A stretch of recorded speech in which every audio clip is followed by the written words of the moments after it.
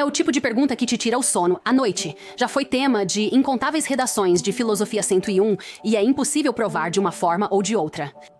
Não, não é a cientologia. É aquela velha pergunta a qual você sempre volta toda vez que começa a se sentir um pouco existencial, um pouco incerta se suas ações realmente importam. Os seres humanos têm livre-arbítrio?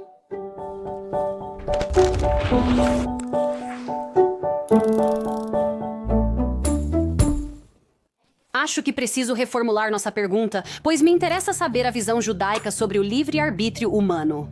A pergunta só faz sentido se você acredita em uma força onisciente, onividente e onipotente que nos criou. Crença em Deus é o foco do judaísmo, como costumam dizer. 2 judeus, 3 opiniões. E isso é verdade para toda a grande questão judaica, desde quem faz o melhor bagel até se os seres humanos são capazes de fazer suas próprias escolhas, ou se todos nós somos apenas marionetes de uma força divina que escreveu cada momento de nossas vidas e nos deixou sem nenhuma capacidade real de escolher por nós mesmos, o que significa que nada está em nossas mãos e tudo está predestinado. Ai meu Deus, eu preciso respirar em um saco de papel agora. Ok, só precisei tirar essa mini crise existencial do meu peito, mas falando sério, essa não é uma pergunta frívola. Ela tem implicações profundas sobre como vivemos nossas vidas, porque se não temos livre-arbítrio, para que servem nossas ações? Por que tentar melhorar? Quem sou eu? Não sei. Ok, estou sentindo aquela crise existencial voltando de novo. Vamos recorrer a uma fonte antiga de sabedoria, a Torá, os 5 livros de Moisés.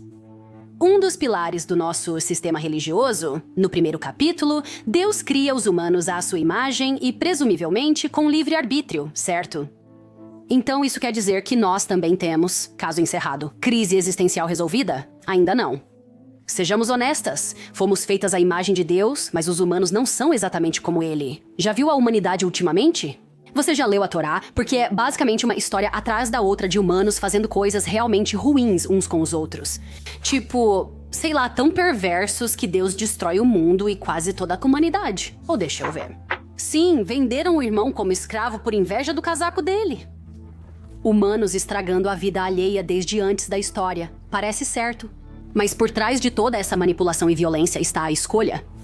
Porque em todas as histórias, os vilões acabam punidos e responsabilizados. Deus responsabiliza a humanidade por destruir o mundo, explodir Sodoma e Gomorra e transformar o Nilo em sangue. Nossa, ok, nem tudo é terrível. A Torá tem algumas cenas em que a humanidade acerta. Estou falando de Abraão e Sara, Isaac e Rebeca, Jacó, Raquel e Lia. E não é só na Torá. Nosso mundo moderno está cheio de atos incríveis de bondade e amor. Nós criamos bibliotecas, locais onde todo o conhecimento humano é acessível de graça. Mas há uma questão. Sim, os humanos têm a capacidade de fazer tanto coisas boas quanto ruins, mas isso não significa necessariamente que temos livre-arbítrio, porque se Deus é onisciente, então ele, ela, elos, seja lá como for, não sabe quais escolhas a humanidade vai fazer? Se Deus já conhece nossas escolhas, elas não seriam predeterminadas? Isso quer dizer que não temos livre-arbítrio? Ai, minha cabeça está girando de novo. Certo. Vamos voltar para o Iraque do século X, onde um dos rabinos mais importantes do judaísmo estava formulando uma resposta exatamente para essa pergunta. Conheça Rav Sadia Gaon, cujo título em hebraico moderno simplesmente significa gênio. Então, acho que devemos levar o que ele tem a dizer bem a sério. Rav Sadia tratou do paradoxo do livre-arbítrio em O Livro das Crenças e Opiniões. Excelente título direto que já te diz exatamente o que você vai encontrar. Adoro isso. Ele fez 4 observações sobre o livre-arbítrio. Primeiro, sentimos que temos livre-arbítrio. Estamos sempre fazendo escolhas. O que eu vou estudar? Que trabalho eu quero? Deslizo para a esquerda ou para a direita? Agora, podemos argumentar que ter tantas escolhas assim não é muito bom para nossos cérebros humanos, que se sobrecarregam facilmente. Agora mesmo eu estou um pouco sobrecarregado. Mas definitivamente não podemos negar que estamos sempre fazendo escolhas. E vou te dizer de graça, é exaustivo ter tanta liberdade de escolha. Número 2. Por que Deus perderia tempo compondo um sistema elaborado de regras, recompensas e punições se não tivéssemos livre-arbítrio? Qual é? O sentido de tudo isso? Número 3. Deus nos diz, eu coloquei diante de vocês a vida e a morte, a bênção e a maldição. Escolham a vida se vocês e seus filhos quiserem viver. Nós... Devemos escolher, mas escolher com sabedoria. É estranho dizer escolha a vida sem livre-arbítrio. Agora minha observação favorita. As escolas de Hillel e Shammai, basicamente o Stotler e Waldorf do período talmúdico, debatem se os humanos deveriam ter sido criados. Podemos reconhecer o quanto essa discussão é emo? Tem uma vibe forte de eu não pedi pra nascer, mãe. Eu disse que gostaria de nunca ter nascido. Mas a melhor parte é que Hillel e Shammai acabam concordando que teria sido melhor se os humanos nunca tivessem sido criados, o que tipo, uau. Mas independentemente de deveríamos ou não ter sido criados, eles dizem que estamos aqui agora e já que estamos por aqui bagunçando tudo, devemos fazer o nosso melhor para tomar as decisões certas, mas não podemos tomar nenhuma decisão, muito menos as certas, se não tivermos livre-arbítrio. Então, Deus pode saber de tudo, mas isso não significa que nossas escolhas estão predeterminadas. Nós não sabemos o que vamos fazer, e nós temos a capacidade, na verdade a responsabilidade, de aprender, crescer e mudar, o que só podemos fazer tomando decisões. Séculos após Rav Sadia Gaon, outro rabino importante surgiu e complicou tudo. Bem-vindo à festa, camarada. Você talvez o conheça como Maimônides, o estudioso judeu do século XII e talvez o nome mais importante do judaísmo desde o próprio Moisés. Ele reflete sobre a natureza da onisciência. Nossa, só uma vez eu queria que alguém me apresentasse como Becky, que tem algumas reflexões sobre a natureza da onisciência. Maimônides afirmou que os humanos expressam as coisas de modo compreensível para nós. Nós antropomorfizamos ou atribuímos características e motivações humanas a seres não humanos. Pensamos em Deus como justo, misericordioso, irado ou amoroso porque esses são atributos humanos, os únicos que compreendemos e com os quais nos identificamos. Mas o ponto principal sobre Deus é que ele, ela, isso, eles, seja lá o que for, é muito maior do que a nossa compreensão humana limitada. A melhor forma de explicar isso é pelo exemplo do camarão mantis, o que pode ser um sacrilégio, mas gosto de usar meu livre-arbítrio para escolhas controversas. Ok, acontece que o camarão mantis, esses carinhas esquisitos, tem os olhos mais complexos do reino animal, bem mais do que os nossos. Eles veem cores, ângulos e profundidades que não imaginamos. Assim é Deus. Territorial, assustador e não violento. Deus está tão além da nossa percepção que nem sabemos o que ignoramos sobre ele, ela ou o que for. Já criaram algum pronome para Deus ou só usam Deus mesmo? É nisso que acredito. Assim como não temos nomes para as cores que o camarão mantis vê, também faltam conceitos para realmente entender Deus. Então a gente coloca tudo numa caixinha. Para nós, ser onisciente significa saber de tudo, inclusive do futuro, o que quer dizer que tudo está predeterminado.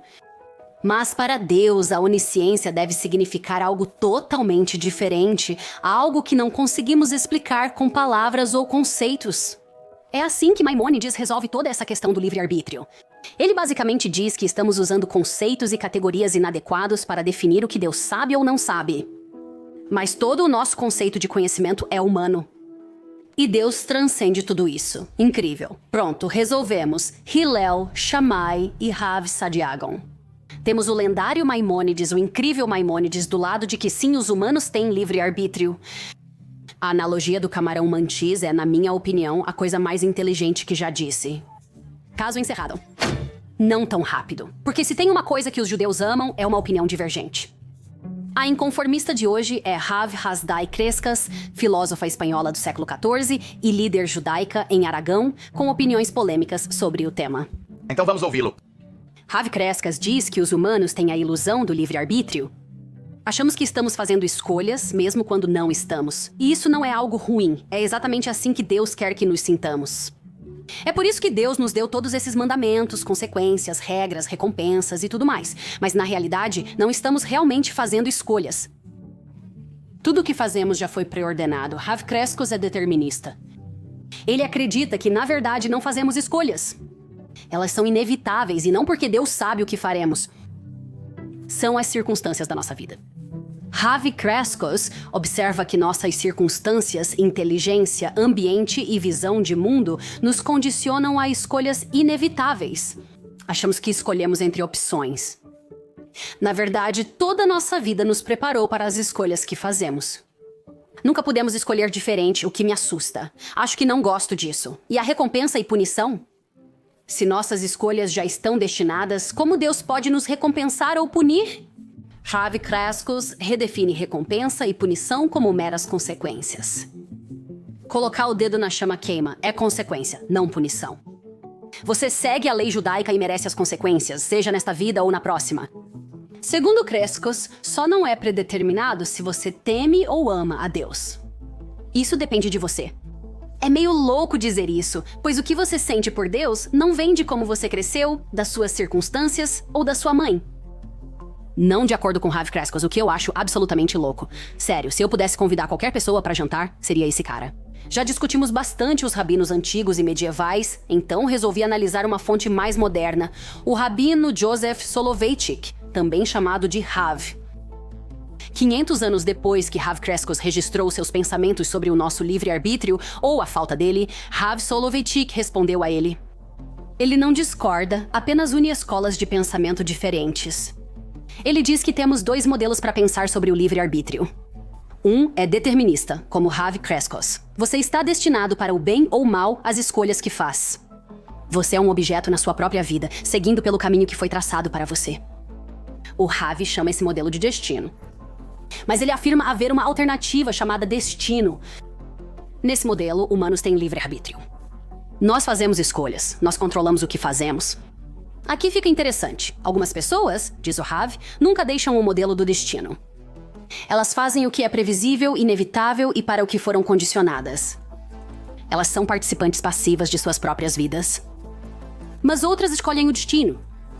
Elas tomam decisões e protagonizam suas vidas. Às vezes elas fazem escolhas erradas, às vezes elas realmente cometem erros, mas também têm o poder de escolher o que é certo, se quiserem. Eu não sei como me sinto em relação a essa ideia de destino versus sorte, pra ser honesta. Parece que o livre-arbítrio é como mágica, fé ou amor. Funciona se você fizer por onde, sabe o que quero dizer? Funciona se você fizer por onde. Mas tem algo interessante no fato de que podemos escolher se queremos acreditar ou não. Então, onde isso deixa a minha crise existencial? Você pergunta. Bem, eu ainda estou tendo porque sou uma pessoa e estamos no século 21. E sim, sou eu gesticulando vagamente para tudo isso. Em relação ao livre-arbítrio, sei onde estou. Eu escolho acreditar que tenho o poder de fazer minhas próprias escolhas, de ser a agente, o sujeito, a impulsionadora, a inovadora, a pessoa que toma as decisões na minha própria vida, tanto quanto eu puder, porque eu não quero simplesmente seguir meu destino predeterminado. Eu quero fazer o meu próprio destino.